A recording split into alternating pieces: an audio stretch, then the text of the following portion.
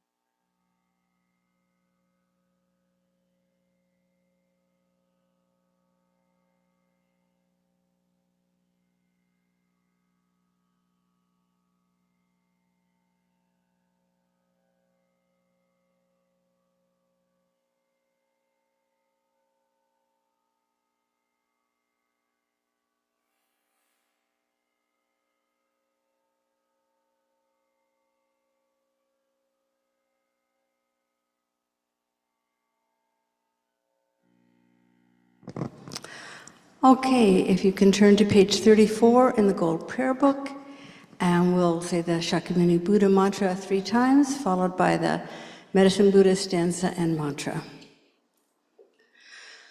Teya cha mune mune maha munaye soha. Teya cha mune mune maha munaye soha. Teya cha mune mune maha munaye soha. Bhagawan, with equal compassion for all, whose name, when merely heard, dispels the suffering of the lower realms, dispeller of disease and the 3 poisons, I prostrate to Medicine Buddha lapis slide. Jaya cha om bekanse, maha bekanse, raja samudgate soha. Jaya cha om bekanse, maha bekanse, raja samudgate soha. Jaya cha om bekanse, maha bekanse, raja samudgate soha. Jaya cha om bekanse, maha bekanse, raja samudgate soha. Jaya cha om bekanse, maha bekanse, raja samudgate soha. Jaya cha om bekanse, maha bekanse, raja samudgate soha. Jaya cha om bekanse, maha bekanse, raja samudgate soha.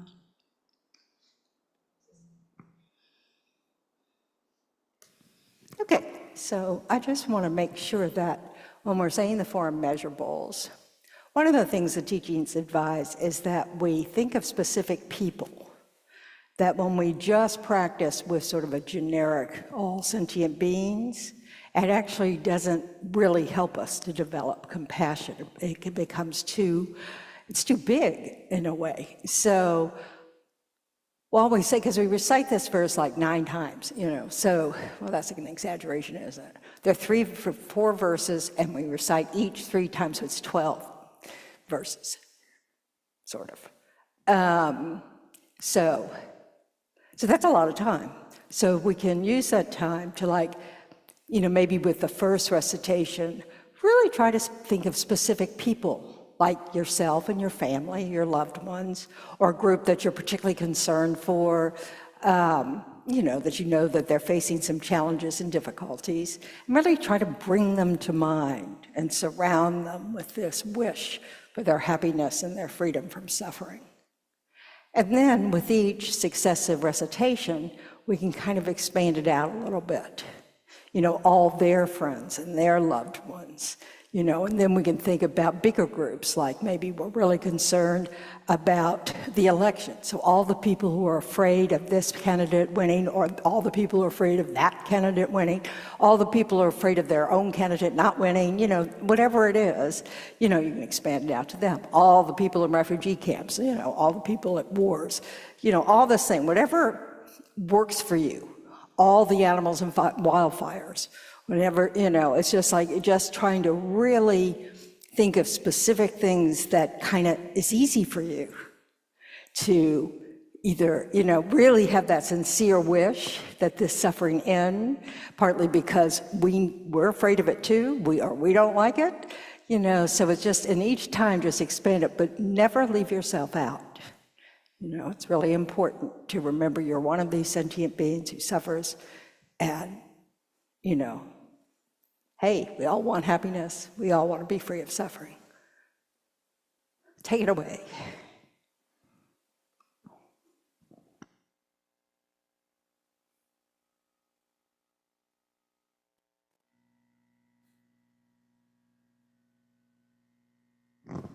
Okay, so the four immeasurables are also on page 34.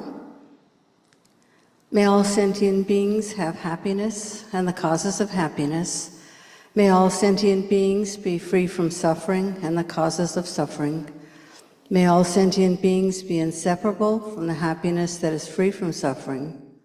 May all sentient beings abide in equanimity, free from attachment for friends or hatred for enemies.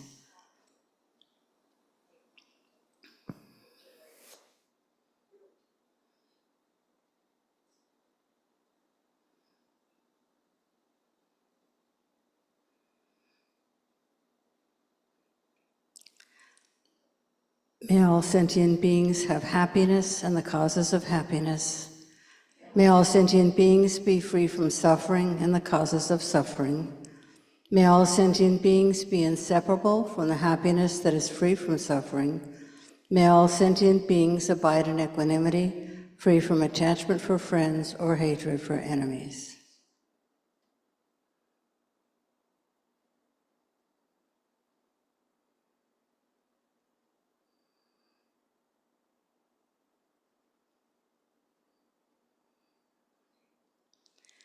May all sentient beings have happiness and the causes of happiness.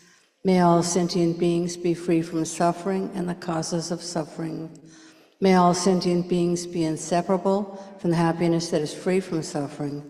May all sentient beings abide in equanimity, free from attachment for friends and hatred for enemies.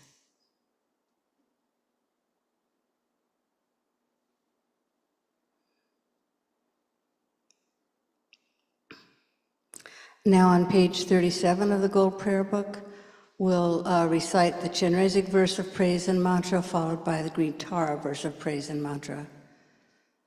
Not veiled by any fault, white in color, whose head a perfect Buddha crowns in light, gazing compassionately at all beings, to you, Chenrezig, all-seeing one, I prostrate. Om Mani Padme Hum, Om Mani Padme Hum, Om Mani Padme Hum, Om Mani Padme Hum, Om Mani Padme Hum, Om Mani Padme Hum, Om Mani Padme Hum, Om Mani Padme Hum. Tara liberates from psychic existence. Tu Tara liberates from the 8 fears. Ture liberates from all sickness. I prostrate to the liberator, Mother Tara. Om Tari Tu Ture Soha. Om Tari Tu Ture Soha. Om Tari Tu Ture Soha. Om Tari Tu Ture Soha. Om Tari Tu Ture Soha. Om Tari Tu Ture Soha. Om Tari Tu Ture Soha. And back to page 34 in the Gold Prayer Book, and we'll take refuge and generate bodhicitta. I go for refuge until I am enlightened to the Buddha, the Dharma, and the Supreme Assembly. By the merits I create through listening to the Dharma, may I become a Buddha to benefit all sentient beings. I go for refuge until I am enlightened to the Buddha, the Dharma, and the Supreme Assembly. By the merits I create through listening to the Dharma, may I become a Buddha to benefit all sentient beings. I go for refuge until I am enlightened to the Buddha, the Dharma, and the Supreme Assembly. By the merits I create through listening to the Dharma, may I become a Buddha to benefit all sentient beings.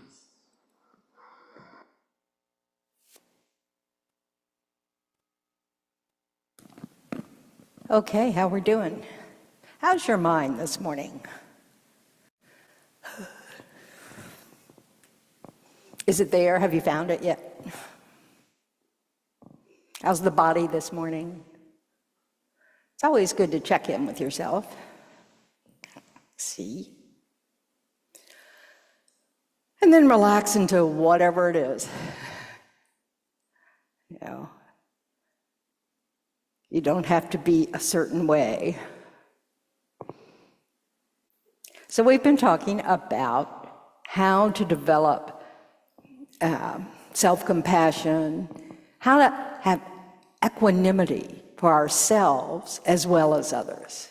You know, that to have the equanimity that includes ourselves in the big group, you know, not just have equanimity between our friends, strangers, and enemies, but have, you know, equanimity for ourselves, friends, strangers, and enemies. Because after all these labels, because of our ignorance, we superimpose, you know, a meaning to all those words, those terms, me, friend, enemy, stranger, that's, you know, that arises from our point of view, our filters, our ignorance, you know, that we don't know things as they actually are, and so we guess. You know, we kind of make things up in our own mind through our own filters. We see how someone's dressed. We've got a whole, you know, group we put them in. I used to hear, when I was in high school, I had a terrible bias against people who had strong Southern accents. You know, I was from New Orleans. I had kind of a cosmopolitan accent. Then I moved up here and had to get over myself, you know, as my accent kept getting more and more Southern. And one time when I was in Australia, I was listening to a recording of a teaching, and one of the students had asked a question, and I kept going, oh, you know, it was a woman, a nun that was from Tennessee, you know, and I was listening to her question, and then I realized it's not her, it's me. I was asking the question. That was my accent. So, you know, so this is what we do. We create these huge, you know, from a little tiny piece of information, we make a whole story, you know. We might not make it with each stranger, but sometimes we do if we have time, or sit and waiting at the airport or something, you know, we have time to make up stories about everybody. So, and we also make them up about ourselves. And we take one small piece of information and we blow it up. So we have to really notice what that little piece of information is and how we're using it. So if you're prone to a lot of, you know, harsh self-talk, so you notice that, ooh, you know, I forgot something. And then you think, what an idiot, I can't believe I forgot that. You know, if you immediately just start, you know, going down this road, we've taken this one little thing and we've turned it into what?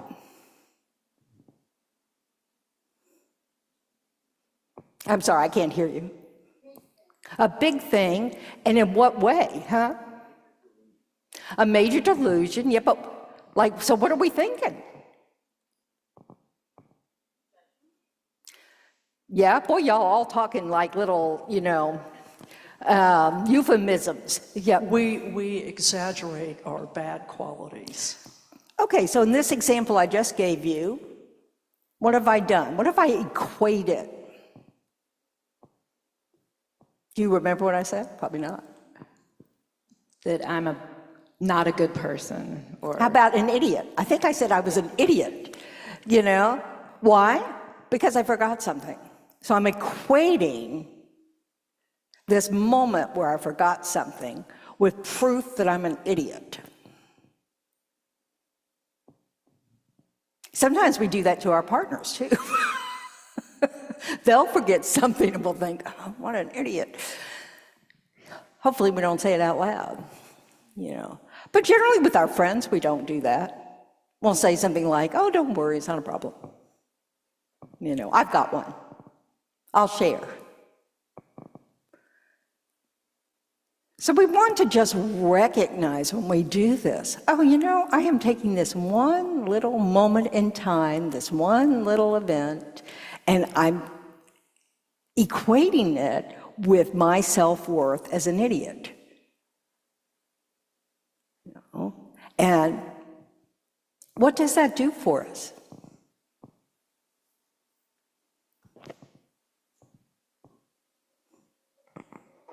Yeah, go ahead. It cements your sense of self, yes. Nothing positive. Nothing positive. It doesn't actually feel well to think that, does it? To do that in a negative way. Did the microphone just go out the door? I was looking for someone to run the microphone. Do I have any volunteers in here? Microphone runner. Oh, Chris. So, I'm just laughing because it's fun.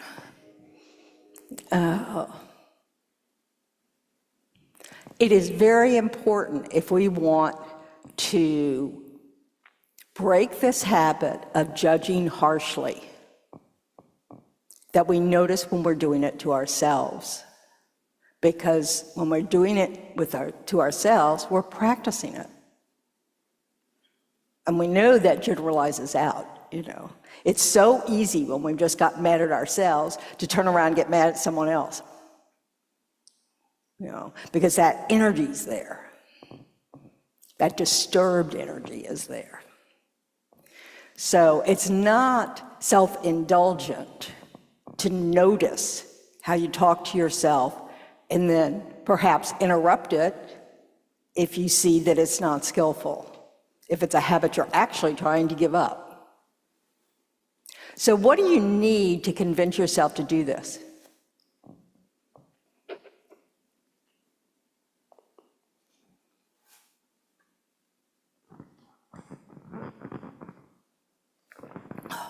I think you need to feel that it's actually real and it's inside of you. That's Okay. reality. What is reality? Positive reality? That you're, okay, I'll just be honest, that I am a good person. I have good intent. I think you need to start by believing that one little piece right there. Why would we want to do that? Because we're not bad. We're 'Cause- pretty good. Why? Yeah, Elise.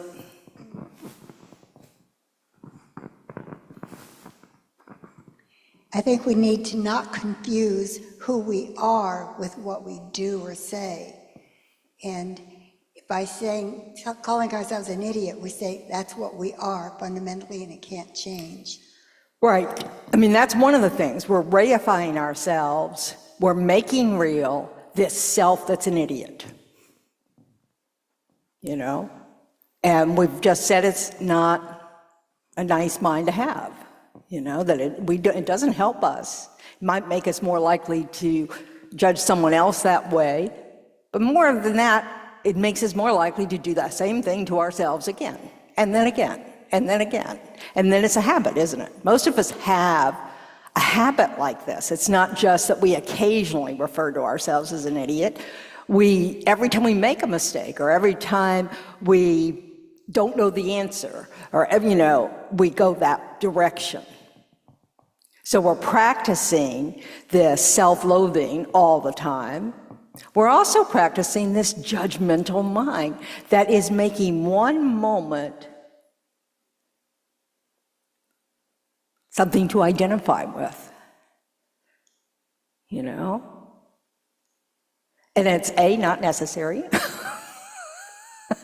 B, it's not true. It isn't true. This is part of our ignorance. This idea that there is this self that we can label idiot, you know, and it's sort of some sort of permanent thing, very independent of what we do. You know, we just are that. And those moments where we're calling ourselves idiots, that's what we're doing. We're kind of just, there's this me, I'm pointing over here, because we see it sort of as, we see the self as sort of separate from all those moments of self. And then we, you know, we have a tendency, I mean, it's not just a tendency, I think the brain does this too, so that supports it. We prototype, don't we? When I was talking earlier, that we take one little piece of information, and then we put someone into a box. You know, we do that to ourselves as well.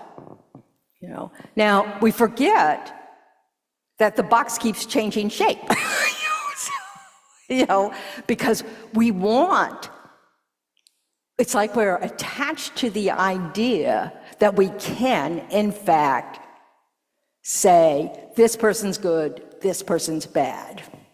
I'm good, I'm bad. Because I think, you know, sometimes we think it's easier, but none of it's true. This is grasping to a self that doesn't exist. There's no just self out here that, you know, is somehow independent of all of our actions, all of our thoughts, all of, you know. So when we take a small moment of body and mind and turn it into something fixed, you know, something that reinforces our sense of a self that is an idiot. Or, and we do this when we're infatuated, don't we? We meet someone new, bam, they're perfect. I mean, it's really hilarious, you know, what we can do. I was great at this. So it's just this, I was great at it. I liked it. I liked the feeling of, oh, I've met the most divine person. Until later, you know. Until they became the idiot. So.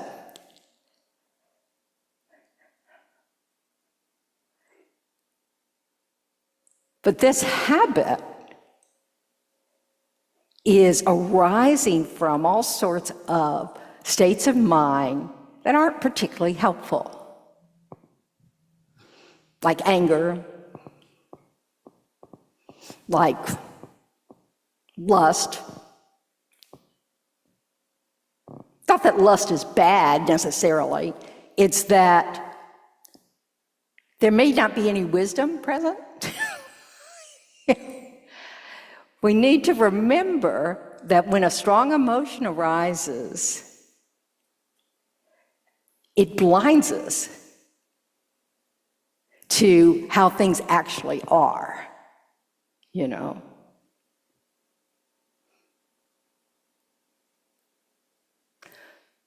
When we're angry at ourselves or someone else, we want to kind of notice, is it coming from just this habitual self-talk, you know, that we're angry at ourselves for forgetting something. We're angry at ourselves because we have equated those things with somehow being stupid or careless or whatever terms we're using, whatever flavor of the day it is. And that just comes from this habit of thinking we can pinpoint who we are, who others are, as if we, you know, as if there is a self like that. When self is, because it's just moments of body and mind, right? That's all we are. There's a continuum of our body and mind, but we, you know,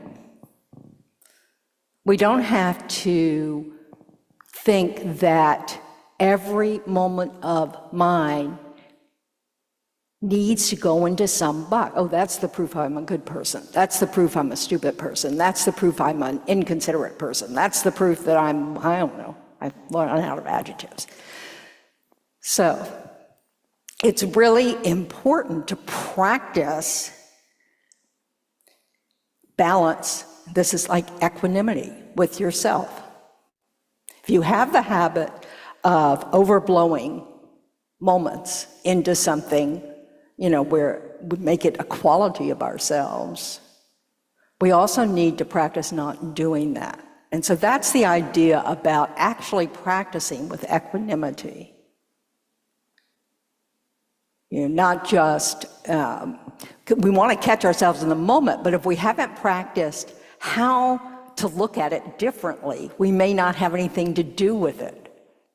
You know, we'll just let it be. And it's okay to just let it be as long as we don't let it be who we are.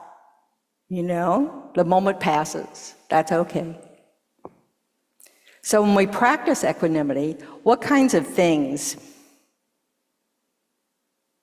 So when we do the friends, enemies, strangers, is everybody familiar with that, where you look at the name, friends, enemies, strangers, and realize how fluid that is, and how it all is in terms of what they do for you or don't do for you, or, you know, whether you have a preference for them or not, you know, whether you like their politics or not, whether you like, you know, how they look or not. So with self, you want to recognize that some days, or some moments, that's a better way to put it, you see yourself as a friend. You know, you're kind of okay with this self. And then another moment, you don't even consider yourself. You know, it's like you're so insignificant, you don't even bring yourself to mind, you know, so you don't take care of yourself. And then another moment, you absolutely loathe yourself, and you're the enemy. So just like we do when we're thinking about others and see this fluid nature of our labels, we need to see we do that with ourselves. You know, we don't always think we're an idiot. Sometimes we don't even think we count that much. You know, sometimes we think, oh, not bad. I'm pretty smart at this, you know, whatever. You know, and we kind of inflate ourselves, you know, which can give us a temporary lift, you know. But what we want to do is be able to instead say, oh yeah, I'm good at that. Have some self-confidence, no big deal. You might even rejoice or be grateful for whoever taught you how to do that. You know, same thing with when we say, oh, I'm terrible. We have to go, always? Are you really always terrible? Okay, so you had this moment. Maybe it was unskillful, and you recognize, oh, this wasn't so good, you know, okay. So you try to do better. But you don't sit there and think, you know, I am this. Just like you don't need to think that when you're feeling good about yourself, I am this. No, you're changing body and mind. When it's negative, we also learn that. You know, we got in this habit, I was born with this habit, you know, so I can't really blame my parents. They helped. But it is, you know, but they also learned their habit. So sometimes it can be really helpful when, say, you're trying to have some self-compassion and you think, oh, I remember all the ways, you know, my father used to denigrate me and da-da-da-da-da, you know, and feel the suffering of that, you know, that pain you felt as a child, you know, and say, oh, yeah, I can see why that would feel bad. And then you can go another step and say, I wonder where he learned that, you know, and see that this is an interdependent thing.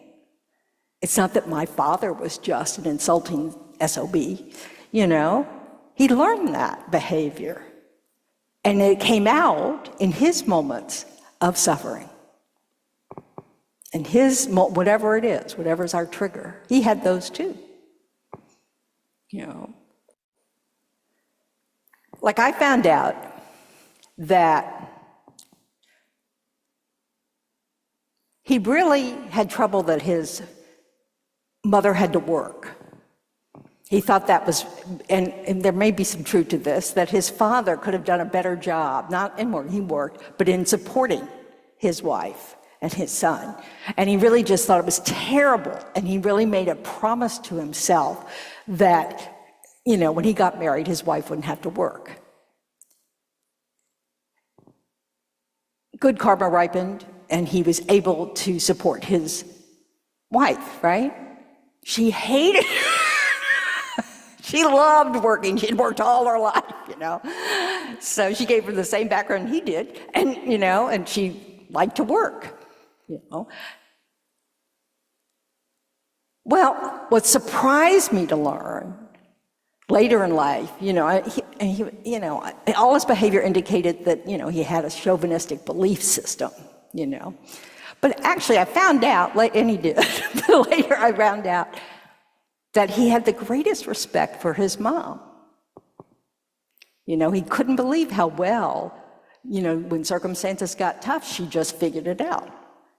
She got a job, she started a boarding house, she just did things and took care of business, She had a lot of respect for her for doing that. And that kind of changed the way I saw him, because I really didn't think he had any respect for her, because she wasn't educated, because she wasn't, and she was a redhead who wore lots of costume jewelry, and he thought that was pretty tacky. He had an image issue. So, but these are things, so sometimes if we think about, how did we get here? We realize we didn't get, it's all this interdependence. We interact with each other, we learn something from it, and then we pass it forward. And sometimes it's a good thing, sometimes it's not so good, But it isn't because they are this evil being,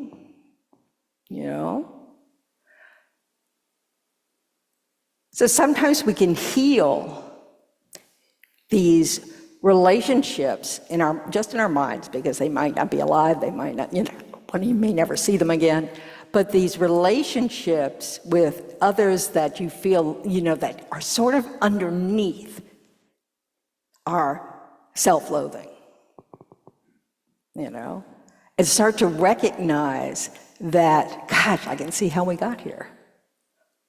I can see how he got there. I can see how I picked it up, and I can choose to put it down.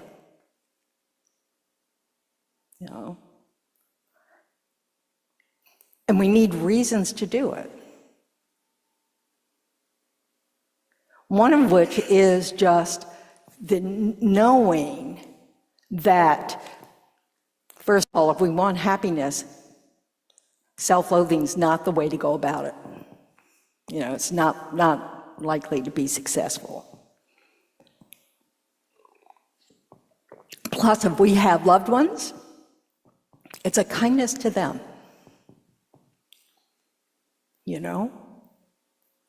Just like it might break our heart when we see a child who's just so devastated over something, oh, my best friend has ghosted me, I don't know if that's the right term, but anyway, and you just know, oh, it's so painful. That's how the people we love feel about us when we're doing that to ourselves. They hate seeing us trash ourselves.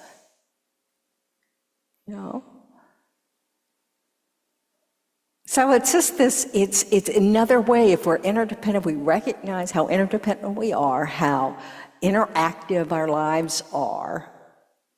We certainly don't want to pass it down to our children, So we can start maybe not doing it. And a lot of it is just this simple, when you notice you're doing it, go, I'm not listening. Thank you very much. I used to say things like, thank you very much for sharing, but I'm not going to listen. No. You have to be polite and respectful. You don't want to be harsh. You don't want to try to use the same technique that's beating yourself up to end it. So practicing as much kind speech towards yourself is really helpful. This does not mean when you say something unskillful or harsh or just rude, that you don't recognize, ooh, maybe I don't want to say those things. But you don't have to say, God, I'm terrible. I'll never get this. I'm just a bad person, bad human being. I should just never say anything again. No. Yeah, Elise.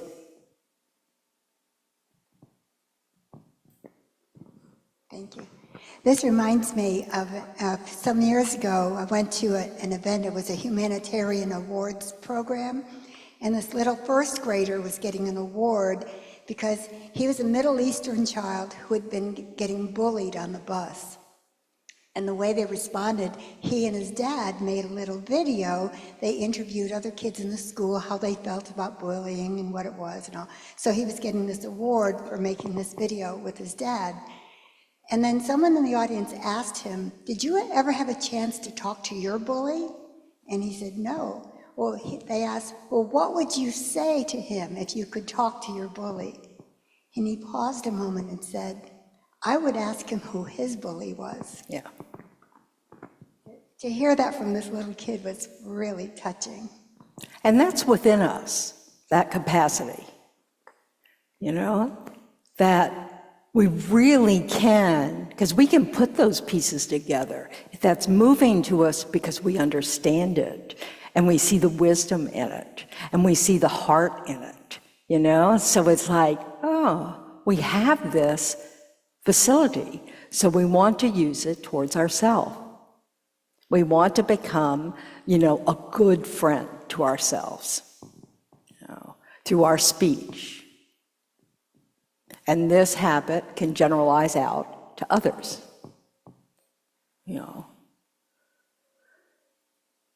Part of it, though, is working with this incorrect notion that it's reasonable to take even many moments of unskillfulness and come to a conclusion about a person. But if you think about, what is it, 65 mental moments in a finger snap? That's what the Kadampa teachings say, this Buddha's teaching says, that's how fast our minds are, that we have 65 moments of mind. Okay, try to imagine how many moments of your continuum of body and mind, you've had in this life.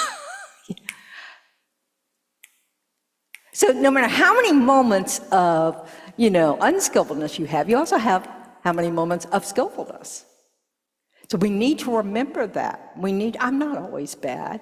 I also, was very supportive to so-and-so. I also had this, we need to remind ourselves, if we have the habit of speaking badly to ourselves, we need to counter that with examples when, we're acting differently than that. We're acting skillfully. And then we have to take all of that, and sometimes when we think we're just, our stranger to ourselves is when we kind of ignore ourselves. And so then we burn out or we get so exhausted because we totally forgot, oh yeah, that's right, there's a me here that needs to take, some self-care. Is that all of these things are no big deal. When we're skillful, it's wonderful, we want to keep going in that direction, but it's not some big grand thing. We don't need a billboard. When we are unskillful, okay, no big deal, we don't need to take out a billboard. No. When we've forgotten to do self-care, we don't have to take out a billboard. These are just moments, and we need to just be able to move on. And live our life in the moments, instead of living our lives in these labels of bad person, good person, selfish person, or roles, mother, partner, father, whatever your roles are. There's no need for all of that. And it does help support the sense of some sort of permanent independent self. That somehow you can categorize ourselves.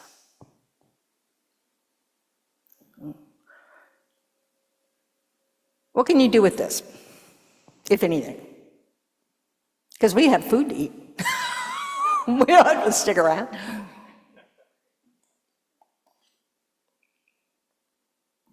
I'm going to look at my crutch.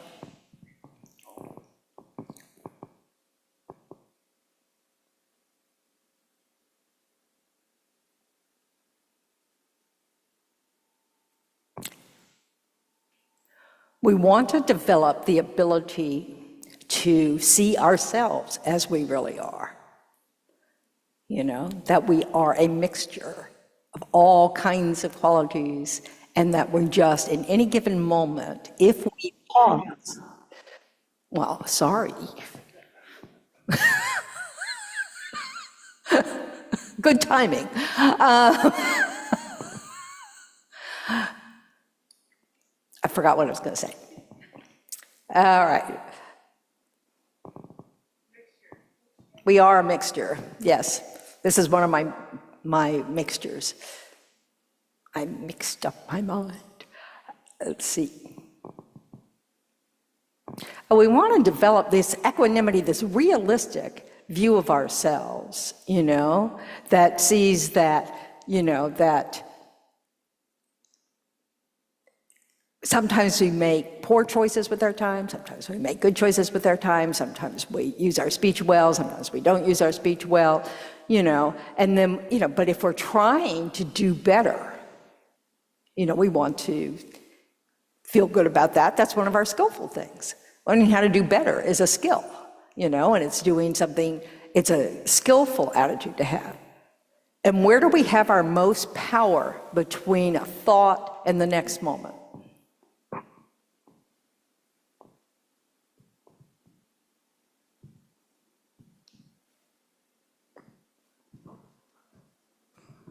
The space before the next thing, the next thought, the next action, the space between that moment of pause where we can go into that place of, the power is from that place of pause, that momentary pause. What does that space give you?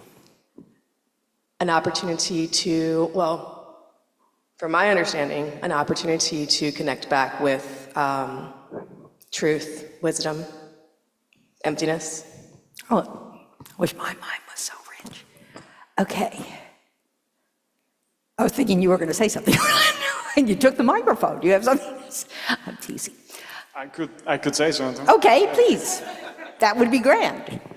Yeah, I think that pause gives you time to try to see reality as it really is. So to bring in that equanimity, bring in that wisdom, to see more than just that knee-jerk reaction that we might be having, it also gives us choice.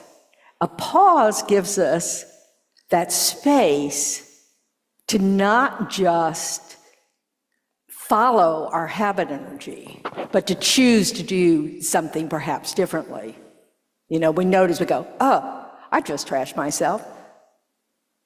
I'm going to stop that now, you know. And if you're really wise, you might see the emptiness of that situation, or see the wisdom of, you know, not categorizing yourself for one moment in time, you know. But we really do have that we can make the choice, I'm just going to stop this now. It doesn't have to be elaborate. It just can be, I'm not going to continue this conversation with myself. I'm not going to continue this conversation with someone else if we're being unskillful towards someone else. I'm going to apologize for what I just said. You know, own it. Go, oh, I'm sorry. That was rude. You know, I must have been blah, blah, blah, getting nervous. Hello, Don.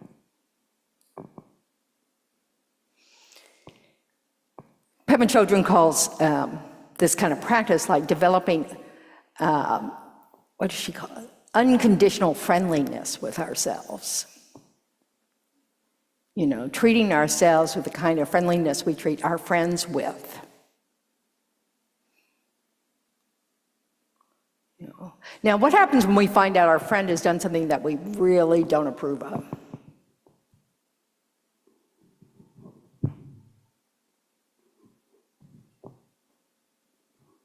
Do we start having different kinds of thoughts about them? Because what have we done? But in what way have we judged? Yeah, we've taken this thing we've discovered and made it into a characteristic in some way. You know, I can't believe you would do that. I trusted you to be perfect. And you failed me. And we do that with ourselves. So watching our patterns of speech, the ones we have just in our head, we don't have to say any of these out loud. It's just the ones we have in our head. We need to go and go, is that true? With both what we think about others and also what we think about ourselves. Is that true? Do I never do something right? That's the consequentialist, in our tradition, when we use debate, the debate gets to this absurd consequence of if what you're thinking is absolutely true, what the absurd consequence is that, So that means, everything you say is idiotic, and everything you do is idiotic, and everything that you think is idiotic, and everything blah, blah, blah, blah, blah. And there are moments where we believe that. We all have those, well, maybe not. Some of us have these moments where we totally kind of like, yeah, it's true, it's true, it's true. And so those moments are harder to just interrupt. So that what we might need is just the pause so that you're doing nothing for a minute. But then we need to practice. This is why we need to also practice positive self-talk in our heads. Really, if you have such a low opinion of yourself, make a list of all the things you've done well, or just even good enough. The fact, I've read something this week. Everybody here is dressed. You probably in the last 24 hours have eaten something. You got here, so whatever. None of us would be alive if we didn't do anything right. If we forgot to eat at all, if we forgot to breathe, if we forgot to do all these things. I mean, the truth of the matter is, we function in the world, and that counts. It's not a little thing. It's a major activity we must do in order, to wake up and face another day. So there's lots to recognize about our skills. And so if we need to practice it, practice it. If we're going through a phase where we're just feeling really down on ourselves, we need to start practicing, what can I say positive about myself? That kind of thing. We need to encourage ourselves. And then we need to just look at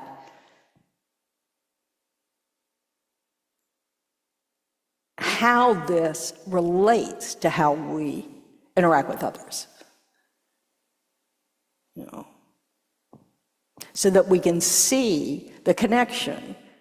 So if you have a tendency to be harsh with your partner, maybe it's because you're harsh to yourself, and so you practice that habit so much, it's spilling over. And so maybe that's a good reason to practice not being harsh with yourself. If you have to find someone else to do it for, trust me, the ways in which we treat ourselves carry over to others. Makes sense? Okay.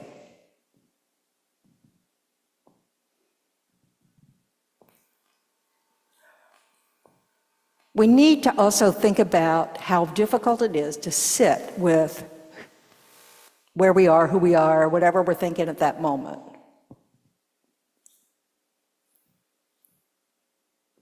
Yeah? Yeah. Okay.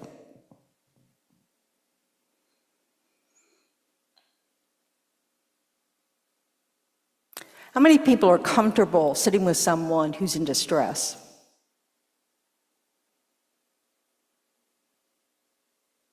Well, that's a big skill.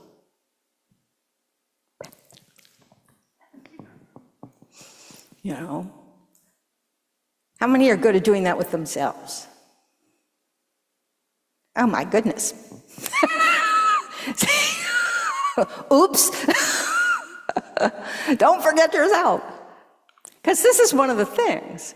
You know, when we, you know, it can be hard to just sit there and go, listen to myself.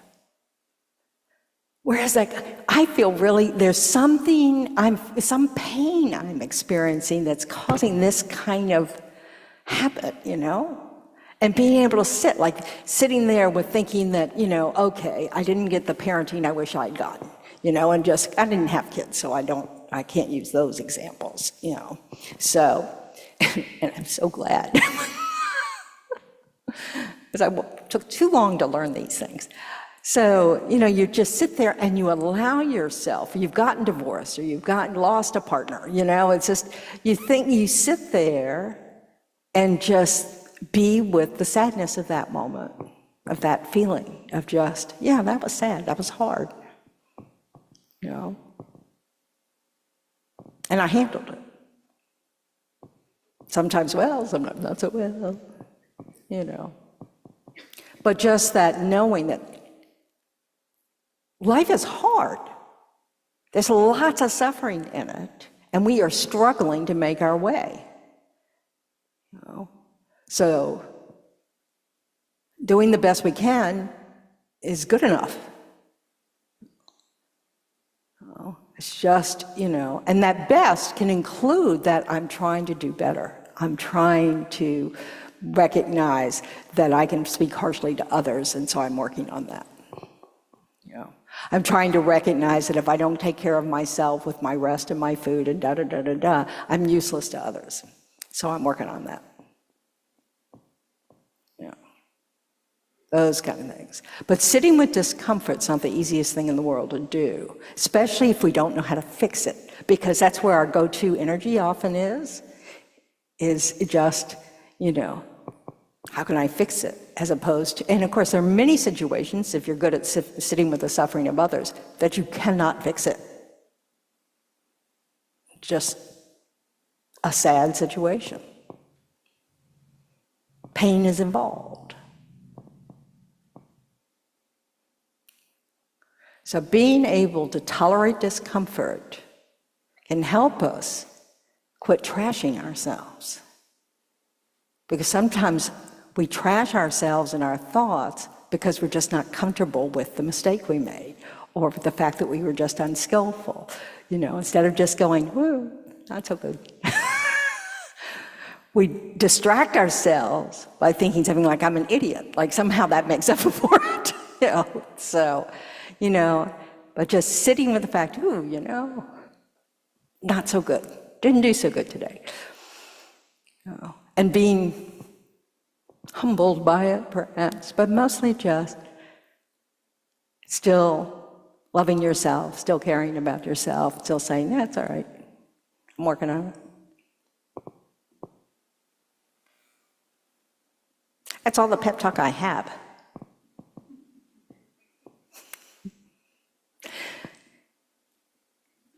Do people, you know, so how do you do self-forgiveness, or how do you know, work with that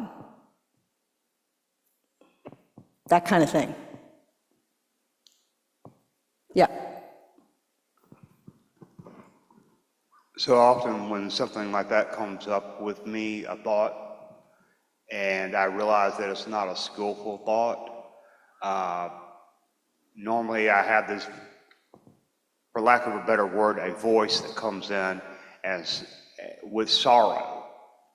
And I attach sorrow to recognizing that I have an unskillful thought.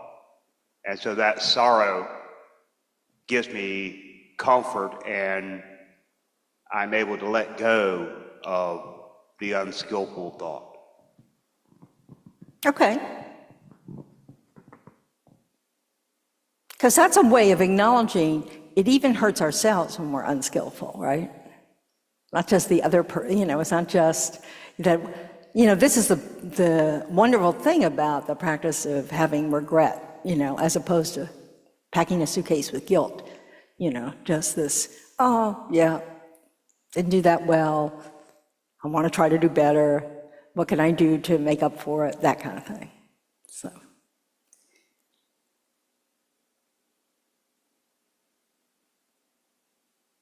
What does self-forgiveness mean you have to sit with?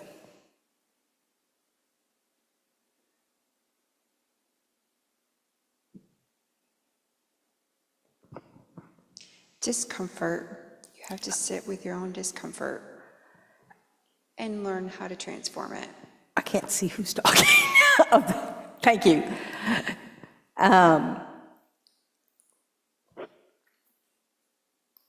Discomfort with what you've done that needs forgiving, right? How comfortable are we with that? And yet we have to be brave and to do it. And when we need that courage that says, oh yeah, I have to own this, you know. Yeah, Don.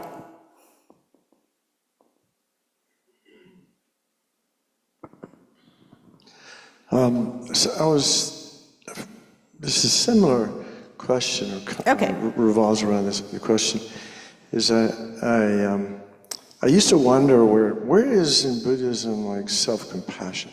I used to ask that question, and I even one time I asked Jeffrey Hopkins that, and he said if you said that to a Tibetan Lama, he'd just laugh at you. And I went, what? But I didn't buy that. Anyway, so the pardon? Yeah, what is he now? Well, anyway, he can write books, he can translate, he's smart. But I asked at Tushita in Dharamsala, I asked Geshe Sonam Rinchen, who was the teacher at the Tibetan library. He was teaching up there, and I said, where's self-compassion in Tibetan Buddhism? Because I was getting agitated by now. I wanted to know, where is it? And he said, that's renunciation. That's like realizing what a mess we're in. That's part of samsara. And then recognizing we have Buddha nature, that is a seed of perfection that can be nurtured. And then this determination to be free. So renouncing. Of what? Of suffering. Of suffering. Yeah, so renouncing suffering. So I think self-compassion is a big part of self-forgiveness. But then when I started sort of dissecting in my own mind what forgiveness was, I'm constantly judging myself compared to Peter over here, who lives such a, no, I'm just kidding. Just teasing Peter. But, other people in general, always, and I'm not the only one, I know. I think we give ourselves a hard time.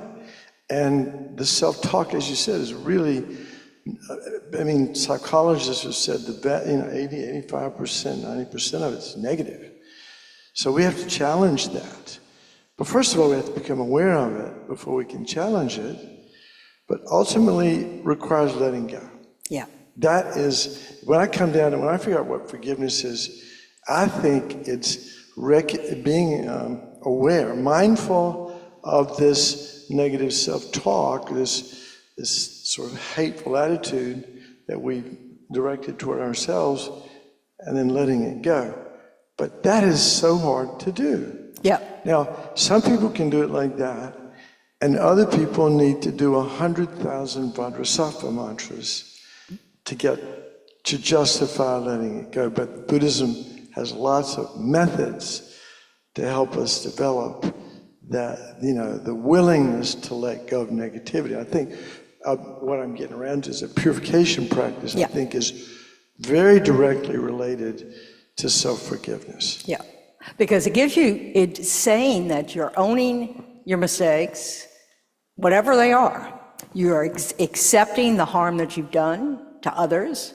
You're accepting the harm you've done to yourself by doing it, and then you genuinely want to not do it again. And you have to be able to allow that feeling of harm to yourself and your feeling of harm to the others to kind of develop this wish to not do it again, because it feels terrible to have done it. you know? And then you do whatever practice it is, you know, that you know, your teacher says, oh, do 100,000 Vajrasattva mantras, you know? And then you make the decision to try to do better for the next hour, or the next day, or the next year, or whatever it is, you know, depending on how big it is. I won't ever murder my mother again. You can say that for the rest of your life because she's dead. But it's, you know, it's just, you know, we move on. We don't pack a suitcase saying, oh, this is me, I can't let this go, you know. So, and I think this renunciation part that you're talking about is really critical. Your teachings today resonated with me as a parent. You mentioned before your dad and a little bit of your family history.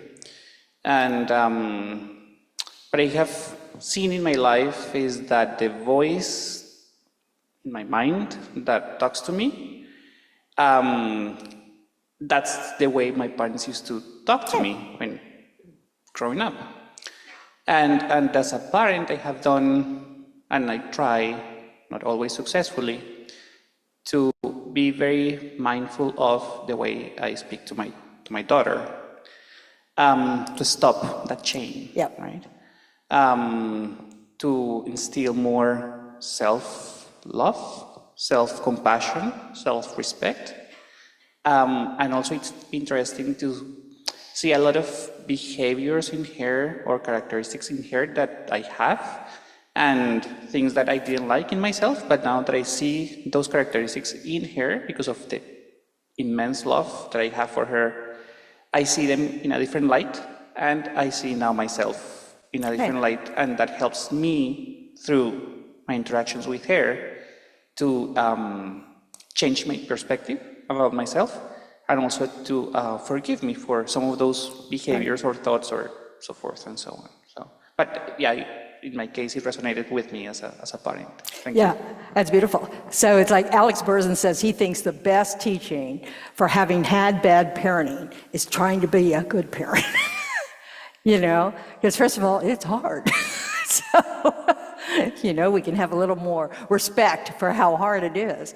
But so that's the other thing we can do, is sometimes if we really having a trouble, like forgiving ourselves at all for something, is try to remember us as a child, you know, or you know, you might not be able to remember you as a child, but just think of yourself, you know, like you're talking to a child, you know.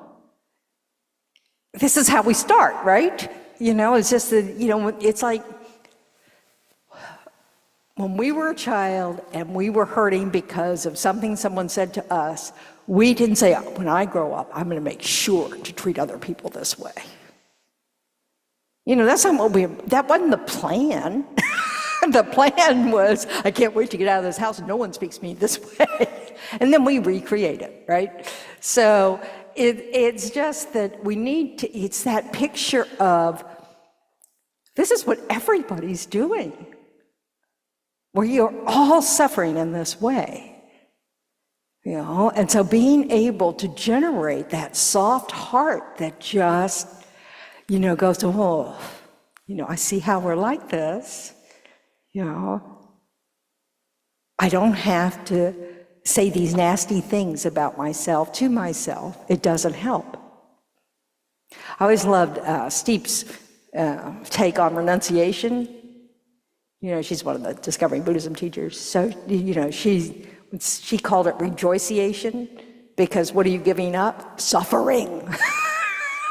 So it's like, you know, our efforts are about the ultimate self-care is to try to remove our suffering, and also to try to move the way we cause suffering in others. You know, we can't really do that, but, you know, the way we are conditioned for others' suffering.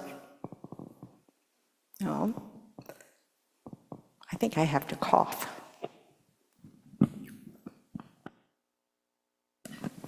So,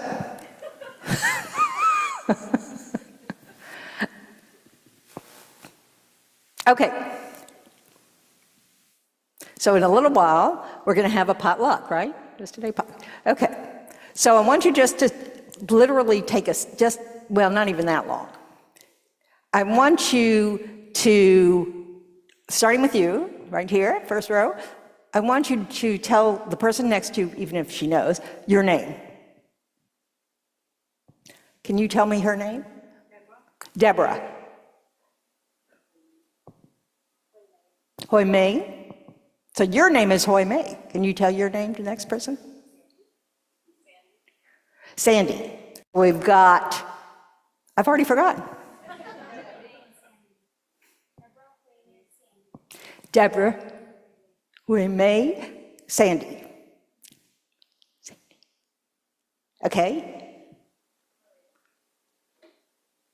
Who's Maria? This is Maria. You're Maria. Yes. Okay. Tell him my name. Who's him? Who's her? What her? I don't even know how to do this. That's Maria. That's Maria. Brian, find out who he is. Mark. This is Mark. Who's that, Elise? Brian. Okay, let's see. We've got Deborah. We may. Forgive me. Sandy. Maria. Maria. Mark. Brian. Elise. Elise, this is Elise. Okay, there's Elise. Who's that? Ask him who is. You're Elise. Yeah, he did the right thing. Now you need to ask him what his name is. I didn't hear that. This is Ross. Thank you, Ross. Okay. You do the same. Nicole.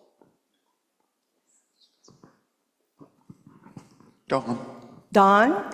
So now we have Don, Nicole, Mark, Elise. I've forgotten your name. Ross. I've forgotten your name. I'm really bad at this. Okay. Have you told her name? Yeah, you did. What's your name? I'm talking to you for your name. That's Orlando. Nicole. Okay, so Nicole, Ross, Mark, Elise, Marie, Brian, Maria, Sandy, Huime, and Deborah. Okay, you can start next. This is Don. That's Don. And CJ, who's in front of you? Michael. See, we need reminders, don't we? So we've got Ross, Nicole, Don, Michael, CJ.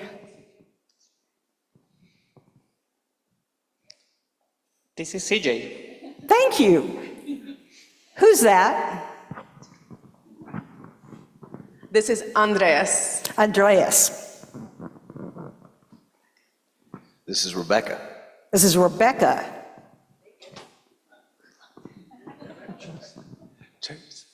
Chase. This is Chase. Hi, Chase. Who's that? Robert. Robert. Ezra. Oh, this is Don. Don, yes.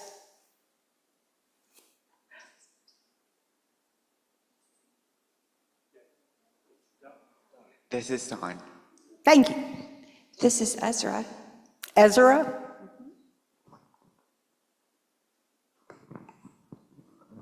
This is Esther. A or an E? Astra. E. Well, this is Susie.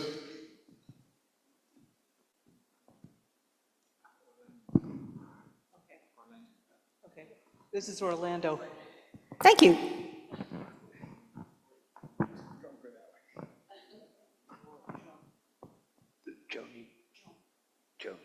This is Joan. Okay, Joan, Orlando. Oh, no, we haven't gotten to you yet. Have we gotten to you yet? Me? Yep. Okay. Ross, Nicole, Don, This is Mark. Mark. This is Robin. Robin.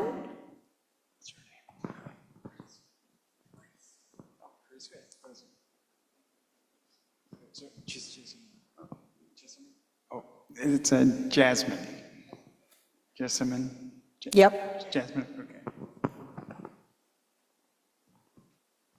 What's your name, sir? This is Chris. This is Jill. This is Sam.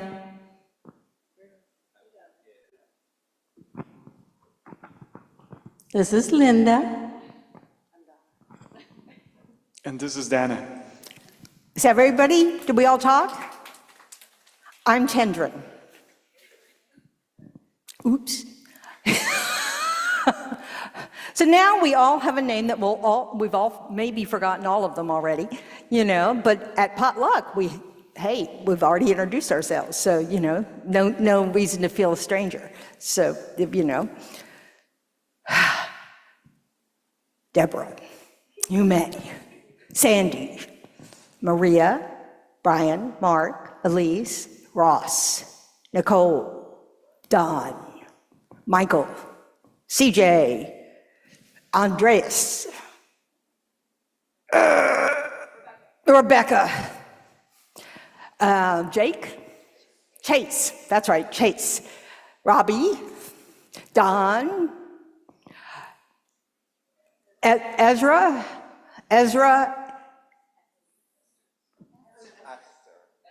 Esther. I didn't hear that correctly the first time. Esther, okay. Susan, Susan, right? Okay. Then we have Mark, and we have, we do. Joan. I have a stepmom named John. You think I could remember that? Joan and Orlando, and then Chris back here, and then Robin, and then Jasmine. Jasmine. Gets even prettier and prettier. You got it right in the middle. It's Jessamine. Jasmine. I don't know Jasmine. Well, I can't pronounce anything, so sorry about that. Jill and Sam and Linda and Donna and Tendron. We good? Yes. Okay. Mindfulness really helps. So it will also help when you're working on yourself. Being mindful of what am I thinking now? Checking in, noticing what you're thinking, how you're talking to yourself, especially if suddenly you get upset, notice. And then pause and decide whether you want to continue that conversation with yourself or not, So, and contradict it if you need to, counter it if you're saying, you're this. And even if you're saying, I'm great, you want to balance it. So we want equanimity, It's not that we have to have exaggerated positive self-esteem either. So anyway, is that time? Are we getting close to time? I'm tired of myself. Okay. Well, just to give you an example, I have a meditation about forgiving ourselves. I have a meditation about self-kindness. I have a meditation about self-compassion. I have a meditation about, how to see how we see ourselves in relation to others, how to stop comparing, There's help out there, folks. These things are available to us, to try to really work with the states of mind that are not helpful, how we treat ourselves. So that, there's a compassion project out in Stanford, there's what's the one in Georgia Tech, or Georgia, whatever, Emory. Emory has one, another compassion training program, and they have all these great meditations around the world. So, if you find something that resonates with you, use them. Wake up in the morning, give yourself a little, here I am again.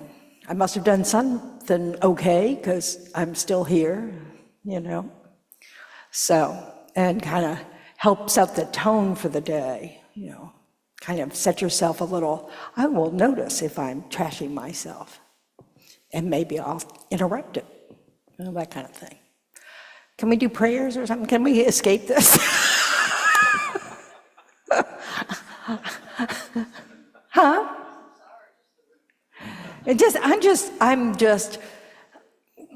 I'm just tired, okay? We'll have some compassion. Please. I was such a nervous wreck that I'm now exhausted. Okay, so let's say our prayers. Starting on page 246 in the Gold Prayer Book, we'll have dedication verses. May all beings everywhere, plagued by sufferings of body and mind, obtain an ocean of happiness and joy by virtue of our merits. Pause. And then just pause a little bit after each verse to make sure you listen to it. Please, go on. May no living creature suffer, commit evil, or ever fall ill. May no one be afraid or belittled with a mind weighed down by depression.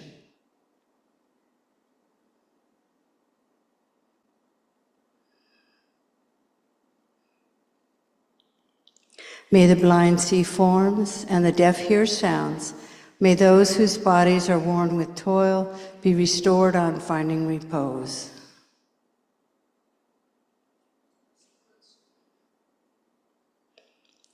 May the naked find clothing, the hungry find food. May the thirsty find water and delicious drinks. May the poor find wealth, those weak with sorrow find joy. May the forlorn find hope, constant happiness, and prosperity. May there be timely rains and bountiful harvests. May all medicines be effective and wholesome prayers bear fruit. May all who are sick and ill quickly be freed from their ailments. Whatever diseases there are in the world, may these never occur again. May the frightened cease to be afraid, and those bound be freed. May the powerless find power, and may people think of benefiting each other. For as long as space remains, for as long as sentient beings remain, until then may I too remain to dispel the miseries of the world. And now turn to page 244, and we'll start the long life prayers, first with His Holiness. In the land encircled by snow mountains, you are the source of all happiness and good. All-powerful Chenrezig Tenzin Gyatso, please remain until samsara ends. And now on page 245, the long life prayer for Khensa Rinpoche, Jetsun Lobsang Delik, the one who mastered his speech at a very young age, the one with great patience who received the name Avatare, the one with great precision who spread the teachings of Lama Tsongkhapa on bliss and void, Lama, ornament of the yellow hat tradition, please remain until samsara ends. And now inside the back cover of the Gold Prayer Book, the prayer for the swift return of Lama Zopa Rinpoche. Fearless teacher and assembly of the children of the victorious ones, Shravakas and Pratyeka Buddhas, victorious Losang father and sons, along with the lineage masters, all the objects of refuge of the infinite lands, please bestow the virtue and goodness of accomplishing this prayer here and now. Holding and spreading the Muni's precious and complete teachings through explanation and practice, you wore the armor of patience that is never discouraged. Incomparable, venerable Guru, to you I make requests.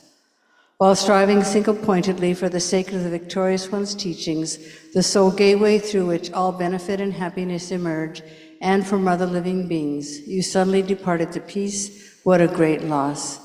Nevertheless, through the undeceiving truth of the blessings of the ocean of the three jewels and the great waves of bodhicitta of the children of the victorious ones, may the smile of a reincarnation swiftly beam in glory for fortunate disciples. And now on the inside front cover of the Gold Prayer Book, we have the long life prayers for Geshe Gelik and Geshe Sangpo. Supreme Guide, you lead us on the many paths of virtue. A shining sun, you give us the best of excellent explanations. Supreme virtuous friend, you are a constant Dharma companion. Lama who has renounced fame, may you ever remain. And for Geshe Sangpo, you who have steadfast imprints of virtuous qualities and keep the instructions of the glorious Guru in your heart. You who pass day and night with noble activities, great virtuous friend, may you have a very long life. And now 7 green Tara mantras to benefit all sentient beings. And this is at the bottom of page 37. Om Tare Tu Re So Ha. Om Tare Tu Re So Ha. Om Tare Tu Re So Ha. Om Tare Tu Re So Ha. Om Tare Tu Re So Ha. Om Tare Tu Re So Ha. Om Tare Tu Re So Ha. Okay, thank you, Venerable Tendron. Everyone's welcome to join us at the potluck, even if you didn't bring anything. There's always plenty of food to go around, so please stay and practice with the names that we learned. Just want to let people know that our center, much needed center renovations and improvement are getting ready to go into high gear over the next couple weeks, and there'll be regular updates placed on our webpage. There's a special page about the center improvements that you can click on, and David Strevel will be posting videos of the work as it goes along, and it gives you instructions on how you can participate in this, both through volunteers. We're using a lot of volunteer work to keep prices reasonable, and through financial donations. We think the final price is going to be approximately $150,000. We've raised almost half of that, or maybe even a little bit more than half of that. So we still have some needs there. So everyone's generosity is much appreciated. I think David wanted to add something. Thank you, Robbie. I just wanted to say on our website now, when you go to the donate button on the main web page, a window will pop open, and there's a how to give box there, and a set of account codes. If you click on the little down arrow there, the second item is renovation project. So that's one way that you can use a credit card. If you did want to make a bigger donation, then a check is best, like just put it in the donation box out there and say renovation project, because we pay 2 or 3%, it gets cut off when you use a credit card. It disappears to the credit card company. So if you're giving a big donation especially, it's best to just send a check. We'll take your money any way you provide it. And I have one more quick announcement. So we have been doing guided meditations on Sunday mornings before the teaching. And I would like to announce that we are going to be part of a pilot program where for the next 16 weeks, starting next Sunday, we'll be doing meditations from the 16 guidelines. And you can learn more about this again by visiting the website. But the 16 guidelines are things like humility, which was mentioned today, forgiveness, generosity, and things like this. And so we're still doing guided meditations, but we will follow the 16 guidelines plan. And this is a program or a pilot series that has been put together by the Foundation for the Development of Compassion and Wisdom, as well as the FPMT, which is our parent organization, the Foundation for the Preservation of the Mahayana Tradition. So please plan to join us. You can come to any or all of those, and we're going to start. Now, normally meditation on Sunday morning has been starting at 9:15, but we're going to start these at 9 and go until right before 10. So 9 to 10 every Sunday for the next 16 weeks. All right, hopefully you can join us. Okay, let's bless the food. So I'll do, the contemplations. So just imagine all the food that's in the building, or any that's in your purse, wherever there's any food, just bless the food, or maybe waiting for you at home. So this food is the gift of the whole universe, the earth, the sky, hard work, and loving care. May we live in such a way as to be worthy to receive it. May we transform our unskillful minds to choose only those foods that nourish us and prevent illness. We accept this food to sustain us on the path of understanding and love. The food is empty. It's blessed in emptiness because it is empty. Om Ahum, Om Ahum, Om Ahum. We make numberless food nectar offerings to all the Buddhas, Bodhisattvas, Dakas, Dakinis, Dharma protectors, direct and indirect lineage lamas, statues, stupas, ankas, scriptures of the 10 directions and 3 times. We prostrate to you all and we imagine you filled with great bliss. We make charity of this food to all the beings of the 6 realms. May it transform into exactly what is needed for all temporal and ultimate happiness. Enjoy.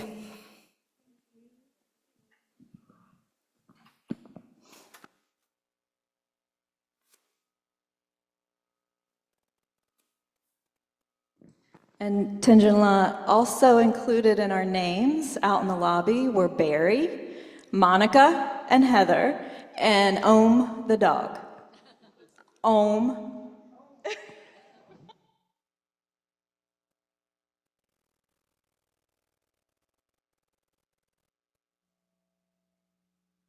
Bye, everyone online.